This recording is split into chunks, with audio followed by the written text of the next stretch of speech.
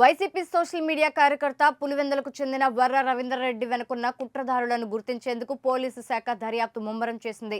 5 ఏళ్ల పాటు వైసీపీ ప్రత్యర్థులను అసభ్యకరమైన పోస్టులతో వేధించి వర్రాను లోతుగా విచారిస్తే అసలు కుట్రదారులు బయటకొచ్చే అవకాశం ఉందనే భావనతో కస్టడీకి ఇవ్వాలని కడప కోర్టులో పులివెందుల పోలీసులు పిటిషన్ దాఖలు చేశారు.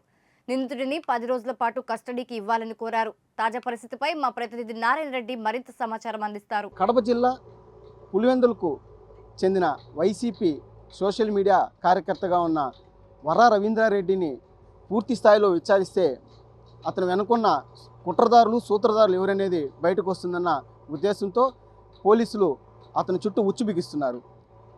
వర్ర రవీంద్రారెడ్డిని కస్టడీలోకి తీసుకుంటే అతను వెనుకున్న కుట్రదారులు ఎవరనేది కూడా తెలుస్తుందనేది పోలీసుల భావన. దీనికి సంబంధించి ఈ యొక్క సోషల్ మీడియా వేదికగా కొంతమందిని అంటే వైసీపీ ప్రత్యర్థులైన వారిపైన అసభ్యకరమైన అసత్యమైన ప్రచారాలు చేస్తూ వారిని వేధింపులకు గురి చేశారన్న అభియోగం పైన వర్ర రవీంద్రారెడ్డిని పోలీసులు ఇదివరకే అరెస్ట్ చేయడం జరిగింది. అతన్ని కడప జిల్లా సబ్ జైల్లో రిమాండ్ ఖైదీగా కూడా ఉంచడం జరిగింది.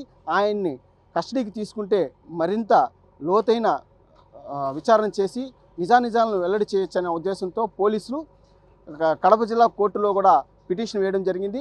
దీనికి సంబంధించి అతన్ని 10 రోజుల పాటు కస్టడీకి ఇవ్వాలని కూడా పోలీసులు కోరడం జరిగింది. దీనిపై పూర్తి విచారణ సోమవారానికి వాయిదా వేసినట్టు కూడా తెలుస్తుంది.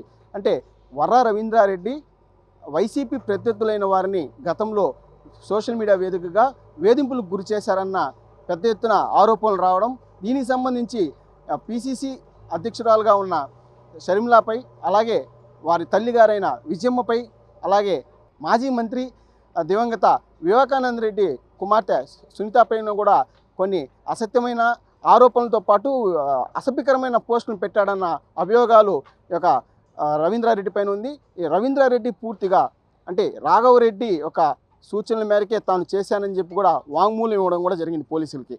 అయితే రాఘవరెడ్డి కడప జిల్లా ఎంపీ వైఎస్ అవినాష్ రెడ్డి యొక్క పిఏగా కూడా పనిచేస్తున్నాడు.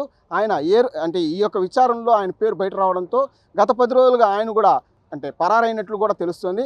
దీనికి సంబంధించి ఇప్పుడు అతనికి ఉచ్చు బిగిస్తున్న నేపథ్యంలో ఆయన కూడా ఇక కడప కోర్టులో కూడా ఓ పిటిషన్ దాఖలు చేసినట్టు తెలుస్తోంది. ముందస్తు బెయిల్ కోసం కూడా ఆయన అప్లై చేయడం కూడా జరిగినట్టు తెలుస్తుంది. అంటే పూర్తి స్థాయిలో ఈ యొక్క నిజానిజాలు బయటికి రావాలంటే వర్ర రవీంద్రారెడ్డిని అదుపులోకి తీసుకొని కస్టడీకి తీసుకొని అతన్ని విచారిస్తే కానీ ఈ యొక్క నిజానిజాలు వెలుగు రావనేది పోలీసుల అభిప్రాయము. ఆ దిశగానే పోలీసులు కూడా గట్టిగా ప్రయత్నాలు చేస్తున్నారు. కెమెరామెన్ సురేష్తో నారాయణ, మెగా 9 టీవీ, తిరుపతి.